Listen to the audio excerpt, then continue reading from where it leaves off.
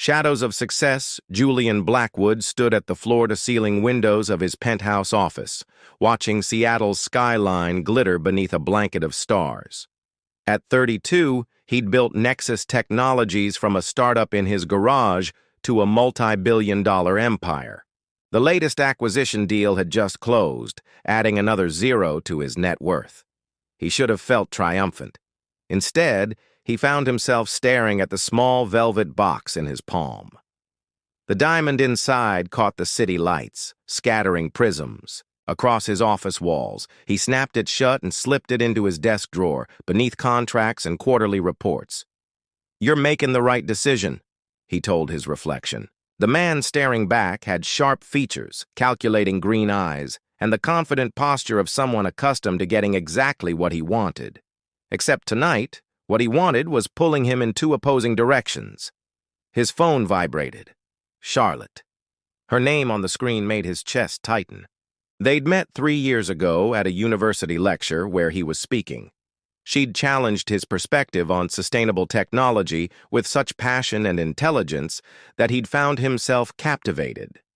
Unlike the women who approached him for his wealth or influence, Charlotte had seen beyond his empire to the man beneath. He let the call go to voicemail. Daniel Reed, his CFO and oldest friend, entered without knocking. The Singapore investors are impressed with the projections. They're ready to move forward with the expansion. He paused, noting Julian's distracted expression. "You're still thinking about her." "I made my decision," Julian replied, turning from the window.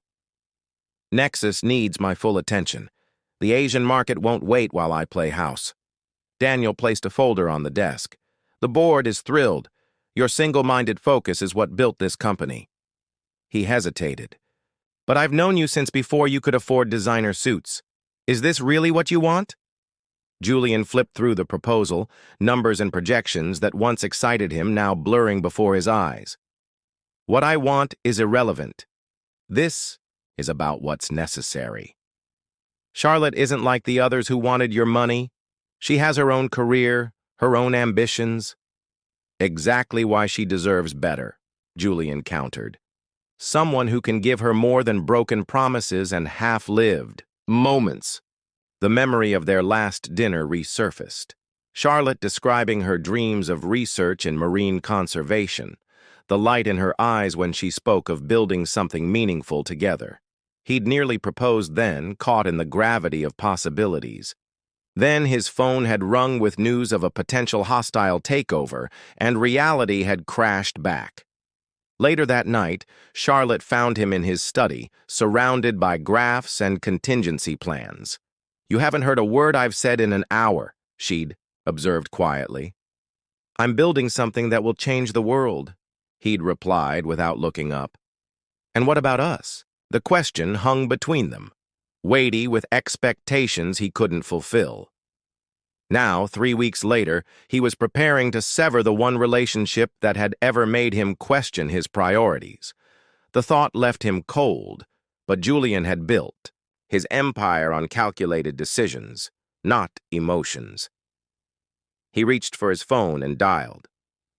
"Charlotte," he said when she answered, his voice steady despite the hollow feeling spreading through his chest. "We need to talk." 2 hours later, he watched her walk away, dignity intact despite the tears she couldn't quite hide. The rain had started falling, washing away her footprints from his life. He told himself it was mercy, freeing her to find someone who could make her the center of their world. Julian Blackwood returned to his empire, burying himself in expansion plans and profit margins. If he sometimes found himself staring at her contact information or reaching for the ring hidden in his desk, he refused to acknowledge it. Success required sacrifice. He'd learned that lesson early. The man who had everything couldn't afford the luxury of a heart. What he didn't know was that Charlotte walked away carrying more than a broken heart. She carried the beginning of a future he had just discarded, a secret that would change everything. Silent strength.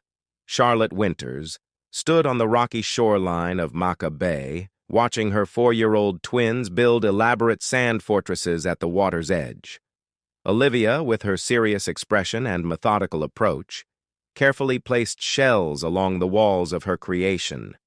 Noah, more impulsive but equally determined, dug moats with enthusiastic concentration, his dark curls catching the late afternoon sunlight. "Mom, look!" Noah called, pointing to a hermit crab scuttling across his sand kingdom. "He can live in our castle." Charlotte smiled, kneeling beside him. "Remember what we learned about hermit crabs? They need to return to the ocean." "But I built him a perfect home," Noah protested. Olivia looked up, her green eyes so startlingly like Julian's, thoughtful beyond her years. "He already has a home, Noah. We're just visitors here." Charlotte's heart swelled with quiet pride.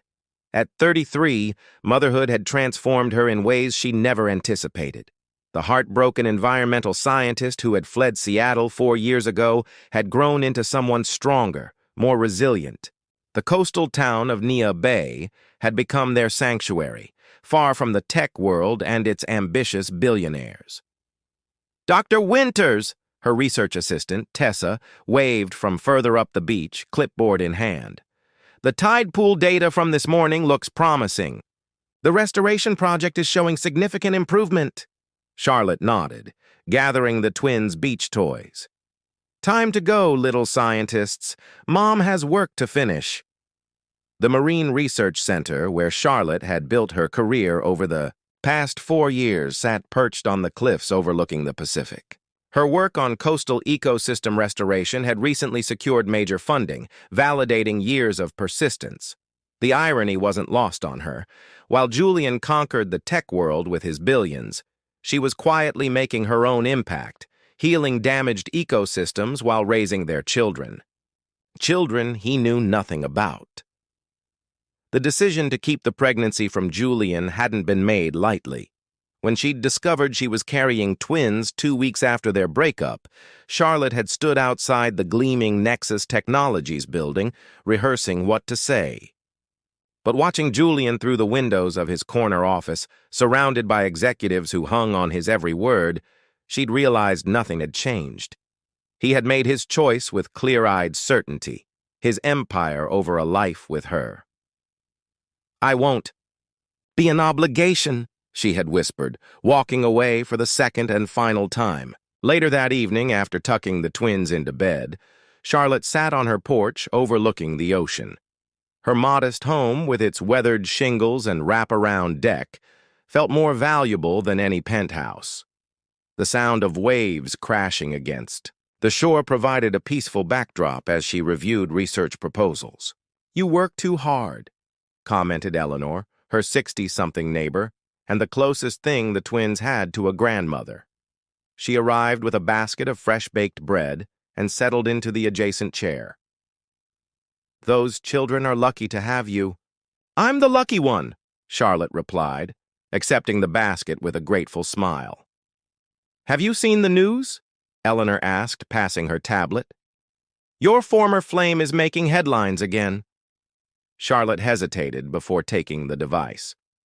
Julian's face stared back at her from a business publication announcing Nexus Technologies' expansion into renewable energy. He looked essentially the same, perhaps more refined, with subtle lines at the corners of his eyes, but still possessing that intensity that had once captivated her. "He's pledged $50 million to ocean conservation efforts," Eleanor noted. "Ironic, considering." Charlotte handed back the tablet. "He always did have grand visions. Have you ever considered telling him?" The question hung in the night air. Charlotte watched the moonlight dance across the water's surface. The twins deserve more than being a part-time obligation to a man who's already demonstrated his priorities. "People change, dear." "Some people," Charlotte conceded. "But Julian built his life around the belief that personal attachments are liabilities. I won't subject Olivia and Noah to that lesson." Later, as she checked on her sleeping children, Charlotte studied their faces in the soft glow of the nightlight. Noah had her gentleness, her curiosity about the natural world. Olivia possessed Julian's analytical mind, his determination. They were perfect amalgamations of two people who had once believed they could build a future together. Her phone chimed, with an email from the foundation sponsoring her research. They were hosting a charity gala in Seattle next month to showcase environmental innovations. As lead researcher, her attendance was expected. Charlotte scrolled down to the list of major donors and felt her heart stop. Nexus Technologies, lead corporate sponsor, Julian Blackwood. After 4 years of careful distance, their worlds were about to collide. Charlotte closed her eyes, feeling the careful life she had constructed begin to tremble at its foundations. She had built her strength in silence, raising 2 children while pursuing her passion. Now she would need that strength for a different kind of challenge, facing the man who had walked away, who had no idea he was a father. "We'll be okay," she whispered to her sleeping children, making a promise she wasn't entirely sure she could keep. Fated reunion. The Renaissance Hotel ballroom gleamed under crystal chandeliers, Seattle's elite mingling in designer formal wear while discussing environmental initiatives with practiced enthusiasm. Charlotte adjusted her emerald gown, borrowed from Tessa for the occasion, and fought the urge to flee. After 4 years of avoiding this world, she felt like an imposter despite being one of the honored researchers. "Dr. Winters, your coastal rehabilitation project is revolutionary," gushed a silver-haired benefactor. "The foundation is thrilled to showcase your work." Charlotte nodded politely, her attention split between the conversation and keeping track of the twins, who were being entertained by Tessa in the hotel's adjoining family room reserved for the event staff's children. The arrangement had been a compromise. Charlotte couldn't afford childcare in Seattle, and leaving the twins in Nia Bay hadn't been an option. "I should check on my children," she excused herself, navigating through clusters of wealthy conservationists. She nearly reached the side door when the room's energy shifted. Conversations paused, heads turned, and Charlotte felt it before she saw him. Julian had arrived. He moved through the crowd with practiced ease, stopping to shake hands and exchange pleasantries. Success had only enhanced his magnetism. His tailored tuxedo accentuated his tall frame, and the confident set of his shoulders spoke of a man accustomed to commanding attention. Charlotte slipped through the door before he could spot her. In the family room, Olivia was organizing a group of children in what appeared to be a marine life educational game, while Noah constructed an elaborate structure from building blocks. The site centered her, reminding her why she was here, not for networking or recognition, but to secure continued funding for work that would protect their future. "Everything okay?" Tessa asked, noting Charlotte's flushed cheeks. "He's here," Charlotte replied quietly. "I knew he would be, but—" "Mom!" Noah called, rushing over. "Come see what I built. It's Nexus Tower." Charlotte froze. "What did you say?" Noah pointed proudly to his creation. "Like the one in the magazine at Dr. Peterson's office. It has 106 floors and a helicopter pad." 112 floors, Olivia corrected, joining them. "I counted in the picture." Charlotte knelt beside Noah's impressive block structure, her heart racing. Of course, the twins would notice the distinctive building that housed their father's company. It dominated Seattle's skyline.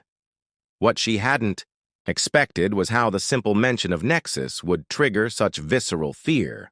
"It's wonderful, sweetheart," she managed. "I need to return to the gala, but I'll be back soon." Re-entering the ballroom, Charlotte kept to the periphery, engaging with researchers rather than donors. Her strategy to avoid Julian seemed successful, until she heard the foundation director's voice over the microphone. "We're honored to present our lead researcher on the Pacific Northwest Coastal Rehabilitation Initiative. Dr. Charlotte Winters, please join us on stage." Applause filled the room as Charlotte made her way forward, focusing on the podium rather than scanning the audience. She spoke passionately about her work, about the resilience of damaged ecosystems when given proper support and protection. Only when she finished, Looking up to acknowledge the applause, did she lock eyes with Julian. He stood motionless in the center of the room, his expression transitioning from shock to something more complex, a mixture of regret and wonder that made her breath catch. Charlotte nodded almost imperceptibly before descending from the stage, intending to return to the twins. She had almost reached the side door when his voice stopped her. "Charlotte." She turned slowly. Julian stood 3 feet away, close enough that she could see the flecks of gold in his green eyes, the subtle silver threading his temples. "It's been a long time," he said, his voice carrying the same quiet intensity she remembered. "4 years? 2 months?" she replied, surprising herself with the precision of her memory. A hint of a smile touched his lips. "Your work is impressive." "Thank you. Congratulations on your success with Nexus." Broken foundations. Julian sat alone in his private office at Nexus Tower, staring at the family photo he'd found through a simple search. Charlotte and the twins at some coastal festival, their smiles radiant against a backdrop of ocean and sky. They looked happy, complete. Without him.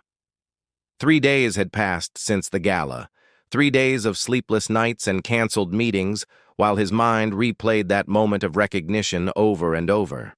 Twins, his children, a son and daughter he had never known existed. The intercom buzzed. "Mr. Blackwood, Dr. Winters has arrived." Julian stood, straightening his tie reflexively. "Send her in." Charlotte entered, her professional attire and composed demeanor a stark contrast to his own disheveled appearance. The confidence she carried hadn't been there 4 years ago. Motherhood and success had transformed her.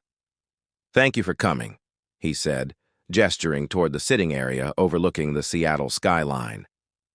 "Your assistant was quite persistent," Charlotte replied, remaining standing. "I'm here because we need clear boundaries before this situation becomes complicated." "Complicated?" Julian repeated, a harsh laugh escaping him. "I discovered I have 4-year-old children. I'd say we're well beyond complicated." Charlotte's expression remained neutral. "What do you want, Julian?" The question hung between them, loaded with years of unspoken words and choices that couldn't be undone. Julian moved to the window, Seattle sprawling beneath them like a kingdom he had built but suddenly found hollow. "Why didn't you tell me?" he asked finally. "Would it have changed anything?" She watched him carefully. "You made your choice very clear. Nexus was your priority, your only priority. That didn't give you the right to keep them from me." "I gave you exactly what you wanted," Charlotte countered, her calm facade cracking slightly. "Freedom from obligations, freedom to build your empire without distractions." Julian turned to face her, anger and regret warring within him. "They're my children, too." "Biologically, yes. But being a father means more than DNA, Julian. It means showing up. It means putting someone else's needs before your ambitions." Her voice softened slightly. "You made it very clear you weren't capable of that." The truth of her words struck him with physical force. He sank into a chair, running a hand through his disheveled hair. "I want to know them." Charlotte studied, him weighing his sincerity. "The twins have a stable, happy life. They're thriving. I won't disrupt that for your curiosity or guilt." "It's more than that." "Is it?" She shook her head. "Noah builds towers and dreams of skyscrapers. Olivia collects facts and organizes everything around her. They're so much like you, it terrifies me sometimes." "Then let me be part of their lives." The desperation in his voice surprised them both. "And when the next acquisition or crisis demands your attention? When they're waiting for you at a school performance and you're negotiating in Tokyo?" Charlotte moved toward the door. "I won't. Let them experience what I did, always coming second to this." She gestured at the office around them. Julian rose, crossing to her in 3 quick strides. "I'm not asking to disrupt their lives. I'm asking for a chance." For the first time, Charlotte's expression softened with something like pity. "Parenthood isn't a business transaction, Julian. You can't negotiate terms or set performance metrics." "I know that," he insisted, though the concept of unconditional, unquantifiable commitment terrified him. She sighed. "I'll be in Seattle for 2 more weeks, finalizing the grant details. If you're serious, you can meet them properly, as a friend.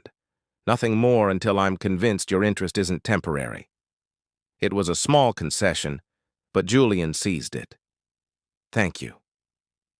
2 days later, Julian found himself sitting uncomfortably on a bench at Woodland Park Zoo, watching Charlotte approach with the twins. He had canceled a board meeting and postponed a call with European investors, actions that had left his executive team in shock. "Remember what I told you?" Charlotte was saying to the children. "This is Mommy's friend, Mr. Blackwood." "The one who builds the tall buildings?" Noah asked, studying Julian with frank curiosity. Julian nodded, his throat unexpectedly tight. "That's right." Olivia regarded him with a more critical eye. "Do you know about marine ecosystems too? Or just buildings?" "Just buildings, I'm afraid," Julian admitted, earning a small nod from Charlotte for his honesty. The day unfolded with awkward moments and surprising connections. Noah dragged Julian to see the giraffes, chattering about a book Charlotte had read them about African wildlife. Olivia tested him with facts about ocean conservation, seeming satisfied when he admitted his knowledge was limited but asked thoughtful questions. By afternoon, Julian had peanut butter on his custom-tailored shirt, a souvenir stuffed penguin tucked under his arm, and the first genuine smile on his face that Charlotte had seen in years. "Ice cream?" he suggested as they passed a vendor. Charlotte hesitated. "It's close to dinner." "Please, Mom," the twins chorused, with Noah adding, "Mr. Blackwood needs to try the chocolate swirl. It's the best one." Something in Charlotte's expression shifted as she watched Julian kneel to Noah's level, gravely discussing ice cream preferences. She nodded her permission, and the delight on the children's faces hit Julian with unexpected force.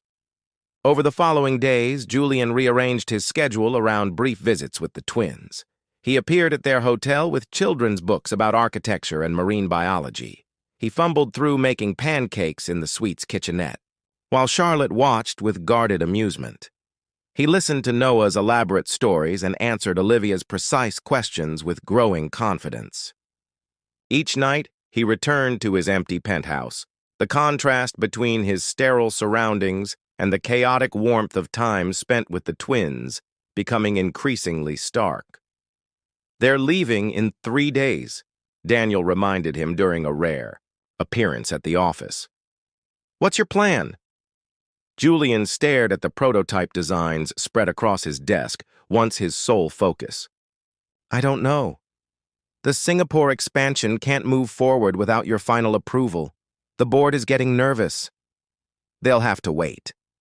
Daniel studied his friend with concern. "I've never seen you like this." "I've never been a father before," Julian replied simply. That evening, Charlotte opened her hotel door to find Julian standing there, his usual confidence replaced by visible uncertainty. "I know it's late," he began, "but I need to talk to you about the future." Charlotte glanced over her shoulder at the twins, already in pajamas watching a movie. "Give me a minute." They stepped into the hallway, maintaining a careful distance between them. "I'm selling my controlling interest in Nexus," Julian said without preamble. Charlotte stared at him in shock. "What?" "I'll retain a position on the board, but the day-to-day operations will transition to Daniel and the executive team." "Julian, that company is your life. You built it from nothing. And I missed 4 years of my children's lives because of it." His voice broke slightly. "I don't want to miss any more." Charlotte shook her head in disbelief.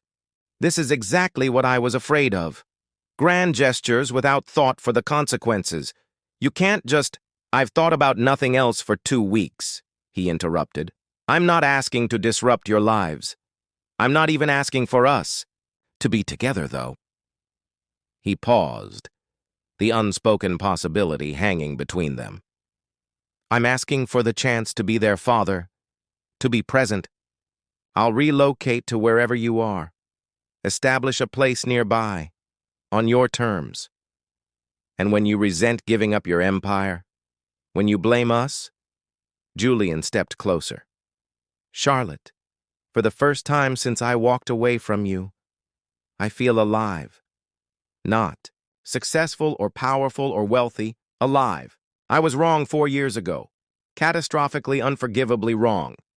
Charlotte's eyes glistened with unshed tears. The twins are happy in Nia Bay. It's their home. Then it will be mine too if you'll allow it. He took her hand, the first time they had touched since the night he'd ended things. I'm not asking for forgiveness. I'm asking for a chance to earn it. Before Charlotte could respond, the hotel room door cracked open. Olivia peered out, her expression thoughtful as she observed their joined hands. Mom, she called. Noah fell asleep, and the movie ended. Are you coming back inside? Charlotte quickly wiped her eyes. Yes, sweetheart. I'll be right there. Olivia's gaze shifted to Julian, a look of understanding beyond her years crossing her features before she disappeared back into the room. They're perceptive, Julian noted quietly. Yes, Charlotte agreed. Much like their father. It wasn't acceptance, but it wasn't rejection either. Julian released her hand, stepping back. Think about it, please. As he walked toward the elevator, Charlotte called after him. Julian! He turned, hope flaring in his chest. Noah has a science presentation at school next week. He's nervous about it. She hesitated. Having you there might help. It was a small opening, tentative, fragile, but it was more than Julian had dared to hope for. I'll be there, he promised, knowing with absolute certainty that no business meeting would ever take precedence again. Beyond fortune. The small auditorium of Nia Bay Elementary School hummed with parental anticipation. Julian sat awkwardly in a child-sized chair, feeling conspicuously out of place in his casual attire. A concession to Charlotte's suggestion that his usual business suits would draw unwanted attention. For the past month, he had been navigating this new reality. A rented cottage overlooking the same stretch of coastline where Charlotte and the twins lived, weekly video conferences with Nexus's board, and carefully negotiated time with his children. Nervous? Asked Eleanor, Charlotte's neighbor who had taken to studying Julian with undisguised curiosity whenever their paths crossed. Terrified, Julian admitted, surprising himself with his honesty. I've addressed shareholders and global tech conferences, but this... Eleanor patted his hand. That's parenthood. The stakes are infinitely higher. Charlotte slid into the seat beside him, their shoulders nearly touching. Noah's peeking from behind the curtain every 30 seconds to see if you're here, she whispered. I've never seen him so excited about a school event. The simple statement filled Julian with contradictory emotions, joy at his son's enthusiasm and deep regret for all the moments he had missed. The lights dimmed, and a teacher introduced the 4th grade science presentations. Olivia had insisted on attending to support her brother, though her class wasn't participating. She sat on Charlotte's other side, occasionally glancing at Julian with that evaluating look that reminded him so much of himself. When Noah took the stage, his project, on ocean ecosystems proudly displayed, Julian found himself holding his breath. The boy's voice started shakily, but gained confidence as he explained how different creatures depended on one another, his small hands gesturing with enthusiasm.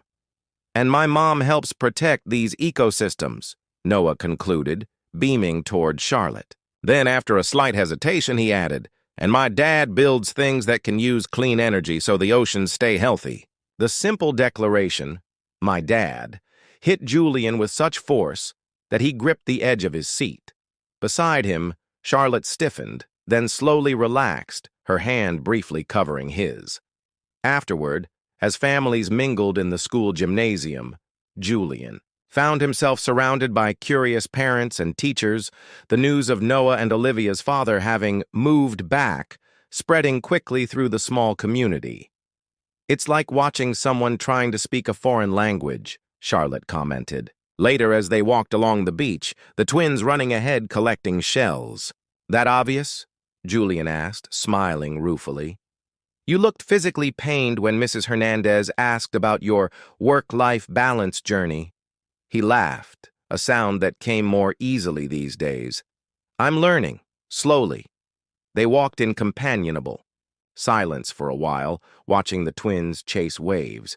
Julian had discovered that these quiet moments, so different from the constant stimulation of his previous life, had become precious to him. "The board called yesterday," he said finally. "The Singapore deal is stalling without my direct involvement." Charlotte's steps faltered slightly. "Will you go?" "I told them to restructure the terms or walk away." He shrugged. "There are other opportunities that don't require me to be halfway around the world. And you're okay with that?" Charlotte studied his expression. "The Julian I knew would never have stepped back from a fight." "The Julian you knew was a fool who confused success with fulfillment." He stopped walking, turning to face her. "I'm not going anywhere, Charlotte. Not unless you ask me to." The vulnerability in his voice hung between them, carried on the salt-laden breeze. In the distance, Olivia was showing Noah how to skip stones across the water's surface, their laughter floating back to their parents. "We're adapting to having you here," Charlotte admitted. "It's complicated." "Life generally is," Julian replied, a half-smile forming. "Though I seem to be the last person to figure that out." A week later, Julian faced his first major test. Daniel arrived unannounced at the cottage, his expression grave. "The Chinese investors are backing out unless you personally lead the negotiations," he announced without preamble. "We're talking potential losses in the billions, Julian. The board is in panic mode." Julian continued making the sandwich he had promised Noah for his lunch the next day, carefully cutting off the crusts as instructed. "Then they'll have to panic. I'm not going to Beijing." Daniel stared at his friend in disbelief. "This is your legacy we're talking about. Everything you've built could unravel." "No," Julian corrected, wrapping the sandwich and placing it in the refrigerator. "Nexus is what I built. My legacy is playing on the beach with their mother right now." Later that evening, as Julian helped Noah with a model lighthouse for a school project, his phone rang repeatedly with board members demanding his intervention. He silenced it without comment, focusing instead on his son's detailed questions about structural stability. The financial press had a field day with what they termed Blackwood's abandonment. Nexus stock temporarily plummeted. Industry analysts questioned his sanity. Through it all, Julian remained in Nia Bay, establishing routines with the twins. Tuesday night board games, Thursday evening stargazing, weekend nature hikes. On a crisp autumn evening, 2 months after Noah's science presentation, Julian invited Charlotte to dinner at his cottage. He had spent the day preparing, his culinary skills improving through determined practice and YouTube tutorials. "You cooked?" Charlotte asked, impressed despite herself as she took in the carefully set table. "Don't sound so surprised," Julian replied, opening a bottle of wine. "I've learned to feed myself and 2 occasionally picky children. I consider that a significant achievement." Charlotte laughed, a sound that still made his heart race. "Fair enough."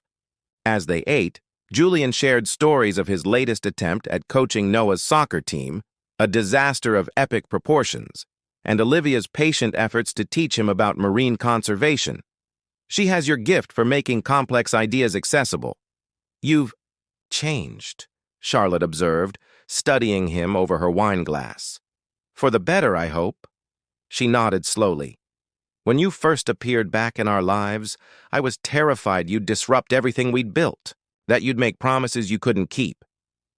And now? Now I'm slightly less terrified, she admitted with a small smile. The children adore you, even Olivia, who scrutinizes everything with that analytical mind of hers. Like her father, Julian noted. Like her father, Charlotte agreed. After dinner, they moved to the porch overlooking the ocean. The night was clear, stars scattered across the velvet sky like diamonds on black silk. In the distance, the lighthouse beam swept across the water, in rhythmic intervals. I received an offer yesterday, Charlotte said after a comfortable silence. The Foundation wants me to head their global marine conservation initiative. Julian turned to her, genuinely pleased. Charlotte, that's incredible. You've earned this. It would mean significant travel, establishing programs in coastal communities around the world. Understanding dawned. And you're worried about the twins? She nodded. They have school, friends here, their routine. They also have a father now, Julian said quietly. One who works primarily from home and has a private jet at his disposal. Charlotte looked at him in surprise. You do that? Adjust your life around my career? Isn't that what partners do? The word hung between them, loaded with possibility. Is that what we are? Charlotte asked carefully. Partners? Julian reached for her hand, half expecting her to pull away. She didn't. I'd like us to be, he admitted, but I know I haven't earned that yet. What I do know is that I want you to pursue this opportunity. The twins and I will manage. They can travel with you during school breaks. We'll make it work. Charlotte studied their intertwined fingers. 4 years ago, you told me you couldn't be the man I needed. I was wrong about many things then. And now? Julian took a deep breath. Now I know that true wealth isn't measured in market capitalization or acquisition deals. It's measured in Noah's laughter when we build sandcastles, in Olivia's proud smile when she masters a new concept. It's in the quiet moments watching them sleep, wondering how I created something so perfect. He squeezed her hand, gently. And it's in the second chance you've given me, which I promise I won't squander. Charlotte's eyes glistened in the moonlight. The Foundation wants an answer by next week. Then say yes, Julian encouraged. The children and I will be your biggest supporters. The moment stretched between them, filled with unspoken words and possibilities. Then Charlotte leaned forward, bridging the final distance between them. Her lips met his tentatively at first, then with growing certainty. When they finally parted, Julian rested his forehead against hers. I should have chosen you the first time. Perhaps we weren't ready then, Charlotte suggested. Perhaps we needed to become the people we are now, you with your priorities straight, me with my independence. 3 months later, the headlines told a different story about Julian Blackwood. Not of a tech mogul who had abandoned his empire, but of a visionary who had established the Blackwood Foundation for Ocean Conservation, with Charlotte as its scientific director. The press marveled at the transformation of one of America's most dedicated bachelors into a devoted father and partner.